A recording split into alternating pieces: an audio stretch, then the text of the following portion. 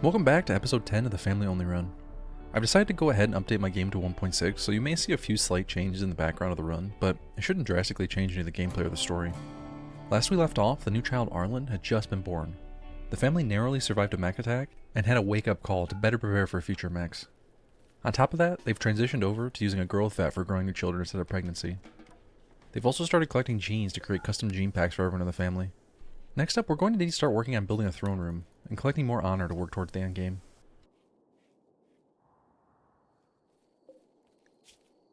Let's start off by making some new clothing for the children.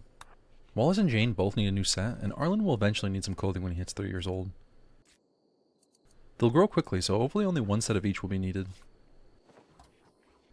In fact, Wallace should be getting to 13 years old, and becoming an adult in the very near future.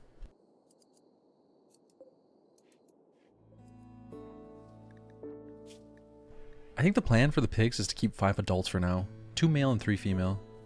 We have the final piglet here that can grow into an adult and stay as a pet. Let's pick a new name for it. Patty the Pig. I love it.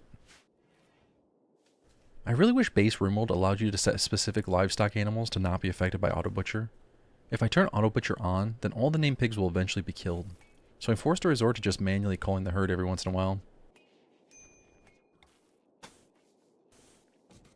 The next project we're going to work on is getting a throne room going. We're going to need a throne room and a few high quality bedrooms in order to progress through the royalty questline and beat the game with an Empire victory. I'm not entirely sure what the layout of the throne room is going to be, so we'll just outline a rough idea and then alter it from there as we go. We're going to need wood to fuel the brazier and a huge pile of cloth to put in high quality carpet. Alternatively, we could go with high quality tile, but I think carpet will look better in the end. I suppose we could always try a combination of both. We'll figure that out later.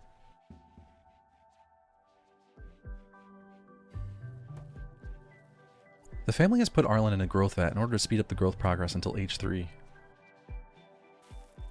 Unlike from 3 to 13, there's no reason to allow the babies to naturally grow up to 3.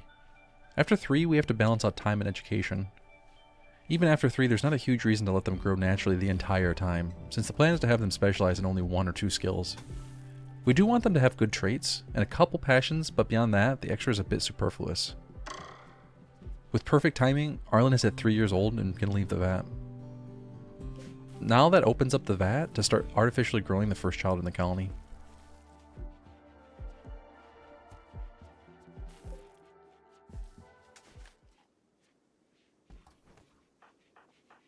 There are still a few mechs in the hallway that need to be shredded. Let's get Amelia working on that so we can get the rest of this cleaned up. We are starting to get a nice stockpile of steel going. Now we just need to figure out what to do with it. We do need more auto doors, and we're going to need to make new weapons soon. There's also the option of making more mortar shells, or maybe another turret. Oh, there's so many things to do. The family definitely did not forget to celebrate Arlen's birthday. They have been getting a little bit forgetful regarding celebrating children's birthdays. Or maybe I have. Hard to tell. Anyway, let's have a party to celebrate Arlen hitting 3 years old. Maybe on top of that, they can get a decent mood boost. Then again, now that I look at their moods, they don't really need it.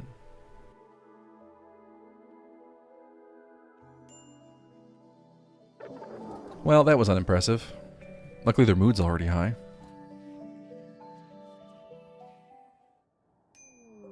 The flu has hit again, but this time it's only singled out Jane. Unless the pawn is sickly, it's very unusual to see a disease hit and only affect a single pawn. And Jane is definitely not sickly.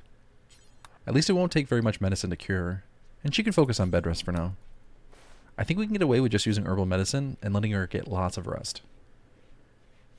Get well soon, Jane. Okay, this geothermal needs to finally get finished. It's been sitting here as a blueprint for ages. Then they started building it, but it lacked the resources to finish it. Now everything has finally come together and they can finish this thing. Amelia, you're up. Please, no botches.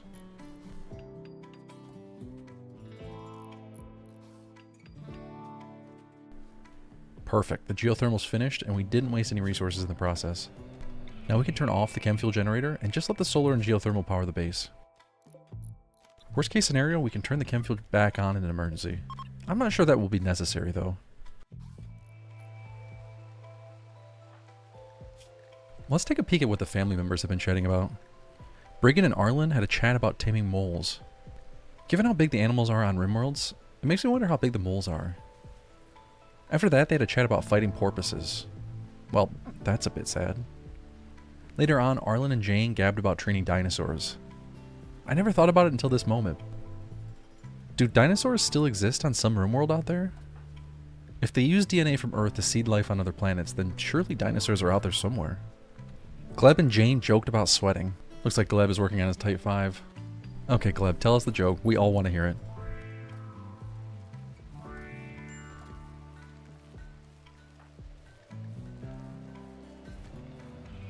Jane and Jake gabbed about botched surgeries. How is that an appropriate casual conversation for an 8-year-old? Oh, Jane, let me tell you all about this time I tried to amputate a foot, but ended up slicing open their neck. I'm sure they're keeping it true to RimWorld.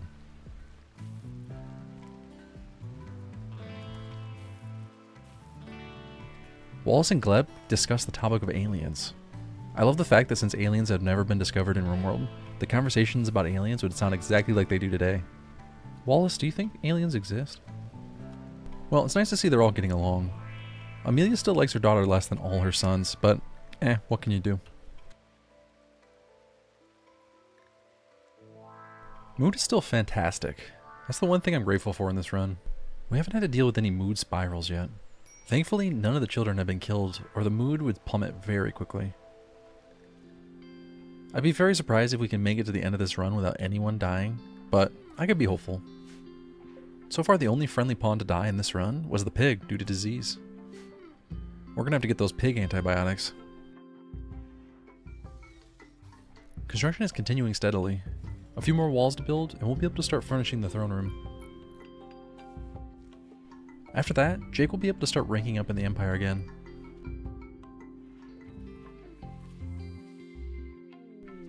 He just got the quest to become an acolyte, but that requires a throne, so we'll have to wait just a bit to begin that. Let's do a little planning here and figure out where the throne and braziers are going to go. The room will also need some columns, and ultimately we'll need a good floor, but for now, concrete will work, at least for the next couple ranks.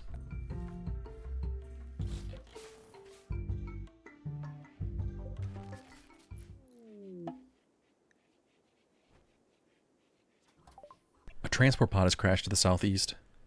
Briggan needs to level up his medical skill, so let's send him out to tend the wounds. By far, the best way to level up medical is to install prosthetics or wood body parts and remove them repeatedly until a pawn reaches the desired medical skill. But in this case, it feels wrong to have a 14-year-old boy chopping body parts off. Maybe if we find someone who genuinely needs a body part, then we can go for that. But until then, we'll just level up the old-fashioned way.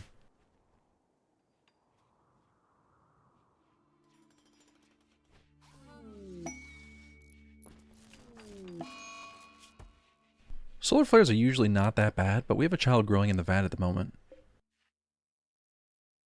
As long as the power's out, the child will be experiencing bile starvation at 50% per day.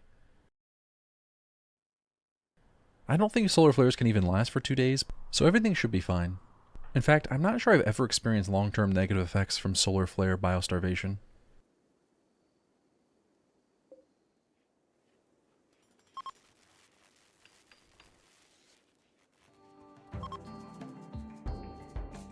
Now that the growth vat is going, we're going to need more food coming in. The vat is consuming about 7 meals per day, so it's a substantial amount to keep this thing running all the time. It's possible to create a bunch of paste meals and put those in, but it's simpler to just grow extra food, or even turn the surplus into kibble and put that in. We've already got a baby growing in the vat, but it'll be finished in the very near future here, so let's prepare for another one so we can immediately start as soon as it's done.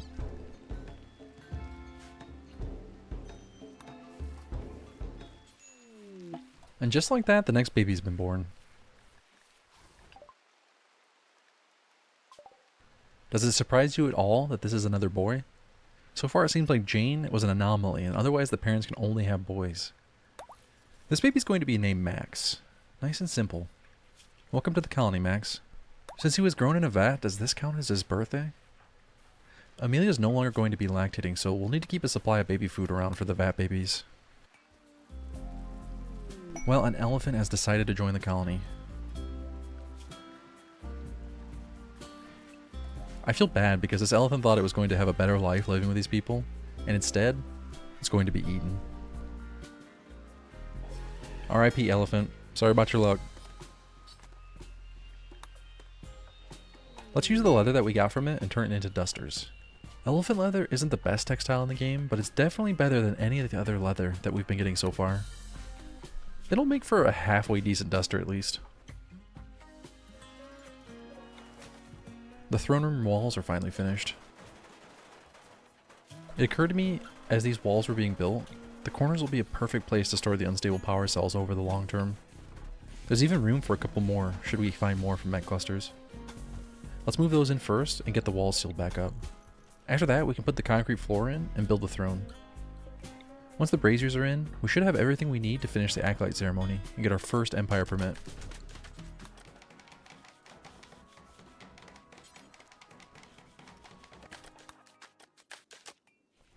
Alright, the throne room is incredibly bare and empty, but it'll work for now. I like the idea of the Empire arriving for the ceremony only to be met by a completely empty pitch black room with a wooden chair in it. Unfortunately, that won't be entirely what happens since we'll need to add a few braziers in there, but it'll be pretty close. The family has finally been hit with their first infestation. Normally, I handle an infestation by placing an armored melee pawn at a choke point and having the remaining pawns fire through to kill the insects, but that isn't an option here. They're going to have to stick to the tried and true fire and retreat method. Luckily it's not a very large infestation, or we might have some problems.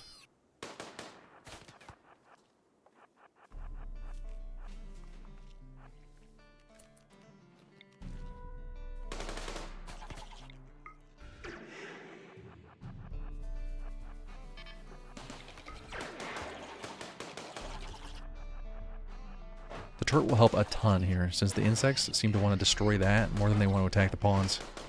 They must have some deep-seated hatred for machines.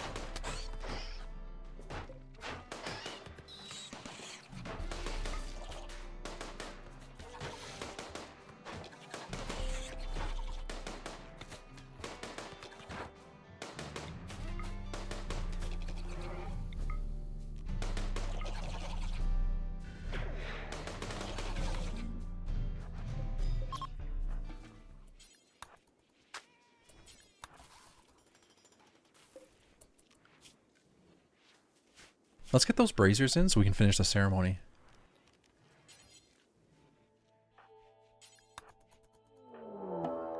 Before we can even begin that project, the decay wasters have struck again.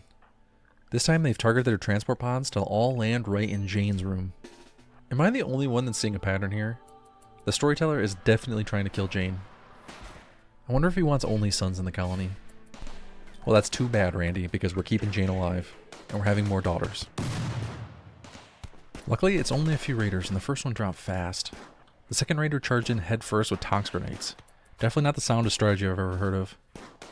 The third raider watched as his friend charged in with a battle cry, only to be immediately put down. After that, he had enough, just wanted to go home.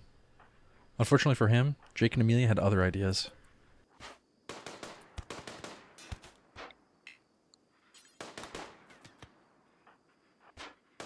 Brigand got home just in time to come through the door to a dead body. Not the warmest welcome back. Let's keep one of the raiders as a prisoner and try to extract whatever genes we can. Now that her wounds are tended, we can throw her in the machine.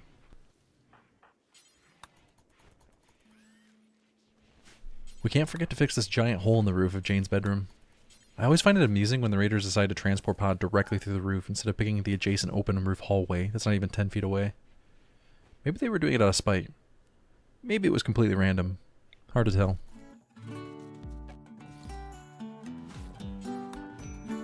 Now that the throne room is finished, we're going to have to add a couple braziers in order to fulfill the requirements for acolyte and above in order to keep progressing through the Empire ranks. With the braziers finished, we should be ready for the acolyte ceremony. Some of these unwanted gene packs made their way into the gene bank. Let's fix that and remove the furry tail and pollution stimulus. There we go. Now we can invite the Empire to come to the colony and promote Jake to acolyte. Let's invite the entire family to watch the event. Right before the ceremony started, Amelia shared some kind words with Jake.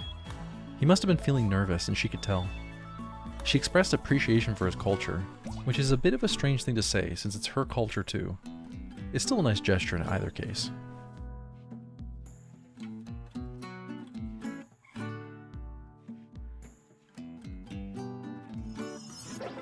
Well, it was an unimpressive ceremony, but Jake is an acolyte of the Empire nonetheless. Now he gets another level of Psylink and he can choose a permit.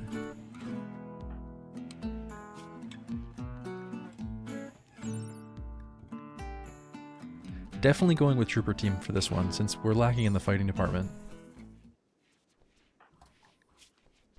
Dang, look at all those positive move bonuses. He does want acolyte-specific apparel now, but that's not a huge deal. Since it's going to require building him some power armor or something equally fancy, we can ignore it for now. What we can do is make him an awesome cape as a symbol of his rank, but it won't fulfill the acolyte clothing requirement.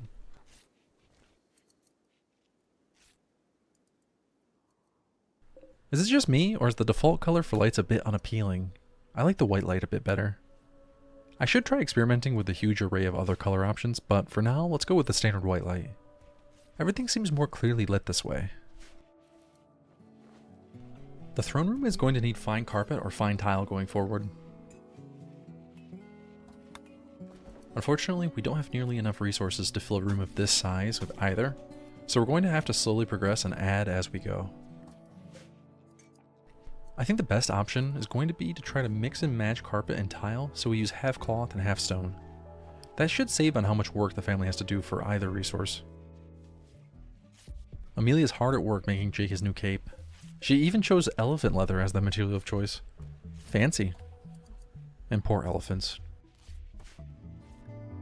Now we're going to have to set up a royal apparel policy for Jake to follow. Capes instead of dusters. Just so we're all on the same page, capes and dusters have identical stats and coverage areas. The only difference between the two is the amount of labor that's required and the weight. Both are irrelevant factors when choosing which to wear, so just go with the one that you think looks the best. Well, the family just finished making clothing out of the elephant leather, and another elephant has showed up. Probably trying to find out what happened to the last elephant that joined the colony.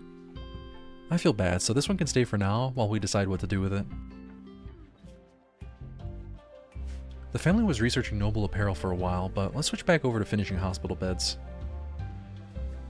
With the amount of illness that the family has been facing, I think this is a much more practical choice and will pay off in the end. Wallace is just about to turn 13 and already has growth tier 7 for his education, so I think we're going to put him in the growth vat for the remainder of his childhood, which should only be a couple of days, hopefully.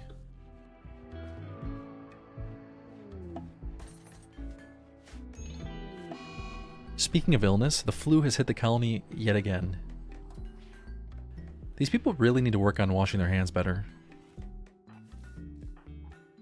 This time it's affected Wallace, Arlen, and Gleb.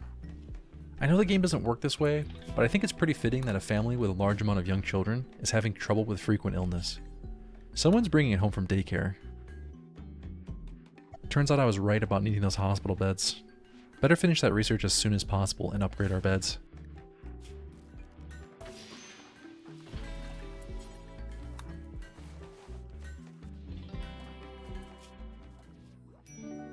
Almost as if the storyteller is saying, yep, you need new hospital beds. Gutworms has struck the colony. Max and Arlen have been affected. The prisoner too, but let's not worry too much about that one.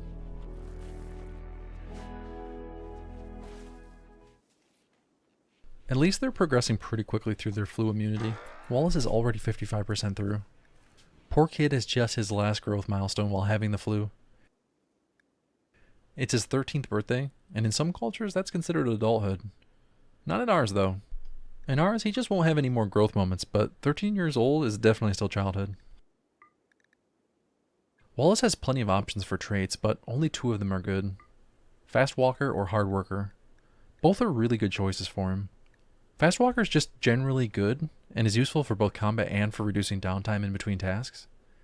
Hard Worker would improve his planting and harvesting times, which would increase the colony's overall food supply. I think I'm going to choose Fast Walker, since it's always useful. Hard Worker is a bit more limited in its usefulness. As for traits, let's go with Medical, Shooting, Plants, and Social. We need more doctors and shooting pawns, so these 2 are great choices. The others are just throwaway picks, since he doesn't need to do much social, and his plant skill is already so high that it doesn't need much more leveling. Anyway, happy birthday, Wallace. You've become a fantastic pawn just like your brother. Now we need to make sure that you get some clothing so you're not running around naked.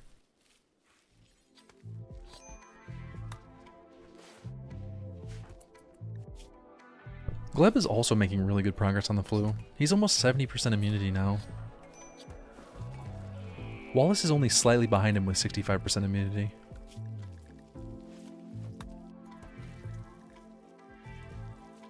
Now there's enough armor and clothing sitting in storage to get Wallace completely geared up.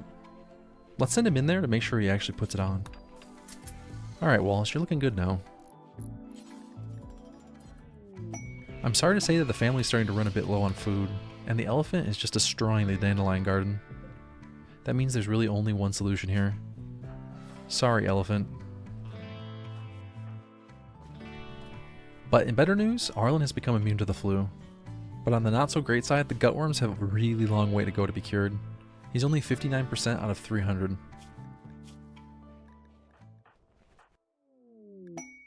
A bulk goods trader has arrived from our friends at Yulia. Good timing too, because we have a lot of stuff to unload that's just sitting around wasting space in storage. We're also getting pretty desperate for components, so this is a good time to load up.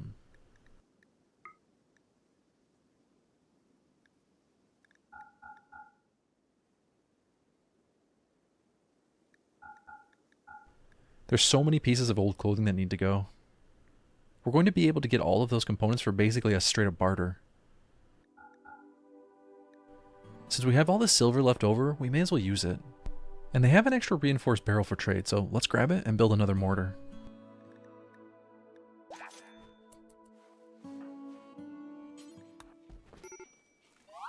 Jane has just turned 10 years old. Now we can finally get her started on her planned role in the colony, which is construction. Let's throw another passion in there and give her a passion for medical. The traits aren't great, but we can pick bloodlust so that Jane ends up as a reflection of her mother.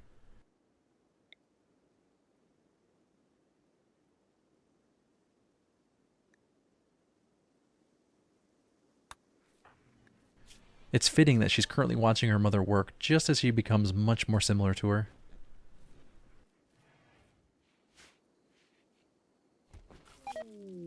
Well, toxic fallout has just settled above the colony. It's going to kill all the plants and keep the colonists stuck under roofs for the entire time that it sticks around. We need to make sure that we harvest any plants that we possibly can. And we have to make sure there's roof in any area that the pawns will be spending time. The pigs already have a roofed area, so they'll hang out there during the fallout. Unfortunately, most of the plants are going to die before we can get to them. But let's get whatever we can. Luckily the freezer's already full, so we can store the remainder in the crafting room for now.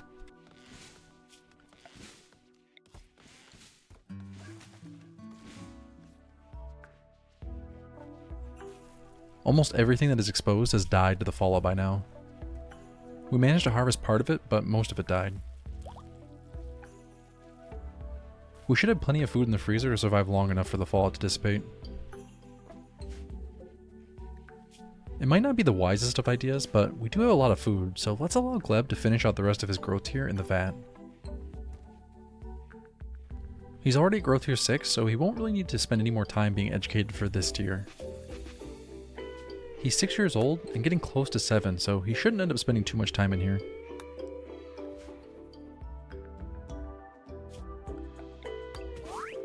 And there we go. Gleb has hit his next growth moment, and now he's 7 years old. I'll admit the traits are pretty rough, but at least there's one trait that saves the growth moment. We can give him hard worker, and then give him a passion for plants, so that he can help out his brother Wallace with the growing work in the colony. The combination of hard worker and planting is quite good, and ends up speeding up the entire process of planting and harvesting quite a bit.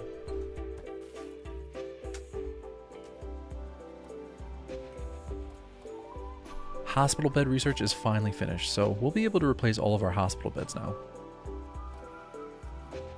In the meantime, we need to pick a new research focus. It would be nice to replace the heavy SMGs with assault rifles to get a little bit extra range, so let's go for precision rifling next. This will also allow me to try out sniper rifles since they just got buffed in 1.6. Now that Jake is progressing through the Empire ranks, he's going to need a better bedroom. Let's deconstruct the original solar panel and expand the bedroom into that area. That does mean that this air conditioner is going to have to move, but that's okay. Toxicity is starting to accumulate in some of the ponds, so let's double check our roof coverage. These hallways can have a few more roofs added in. Anywhere that there's a walking path should be roofed if at all possible. I'm pretty sure given the current layout, all the walking paths should be roofable.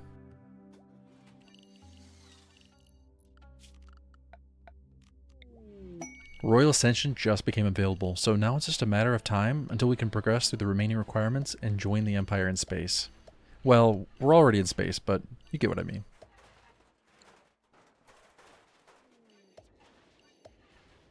It looks like even though these paths have a lot of gaps for plants, they were still able to completely roof in every square of the walking path. I only noticed after building the roofs that the toxic fallout had already passed, but at least they'll be protected for next time it happens.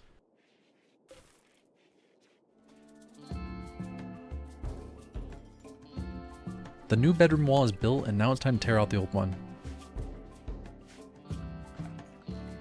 Now that I look at it, I'm not sure we're going to have enough cloth to finish flooring the bedroom, but at least we can start growing cloth again after the fallout. Wallace should very quickly get all the growing zones planted again. We do have plenty of stone sitting in the stockpile, so let's start using it. There's a couple of hallways that need to be built, and we never did get around to building an outer wall. The more blocks that the raiders have to break through, the better. Once all these hallways are expanded, we can move the doors out and change where the choke points are located.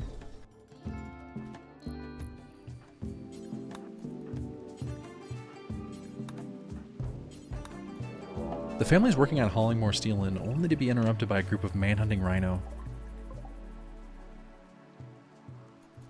They're in a position where they can safely retreat behind the walls and hide out until the rhino leave. They don't have a huge amount of food in the storage after the fallout, but they should have enough to survive this at least.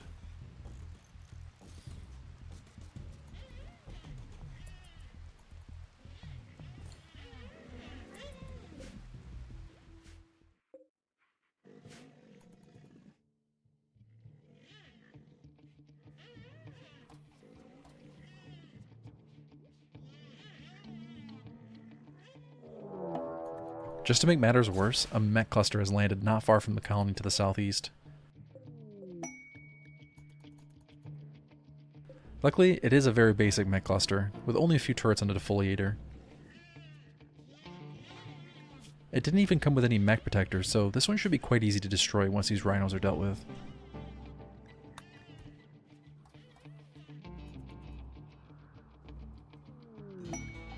Speaking of, with almost perfect timing, a bulk goods trader has arrived from the tribe of Betra, and it looks like they're going to have no choice but to deal with these rhinos for us.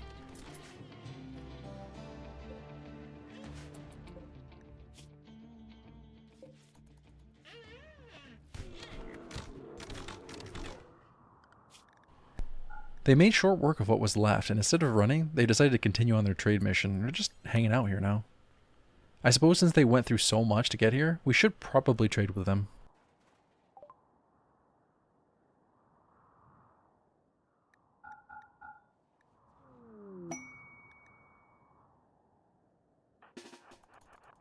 Now that the rhinos are dealt with, we can send out a team to deal with the mech cluster.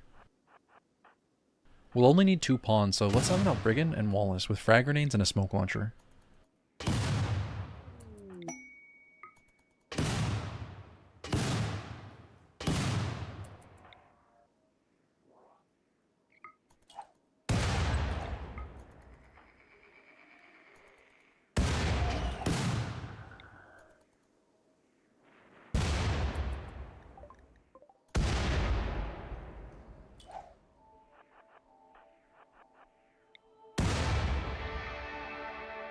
With smoke to cover their approach, the frag grenades made short work of the turrets, and they quickly destroyed the remainder of the cluster. At least that was a simple one to deal with. If only they were all that easy. That's the end of episode 10. Thank you so much for watching. If you enjoyed this episode, please give it a thumbs up, make sure you subscribe to the channel for updates on all future videos. For those of you who made it all the way to the end, please consider checking out my Patreon to help support the creation of more videos like this one. You'll find the link in the description below. Thanks for watching, and see you for the next one.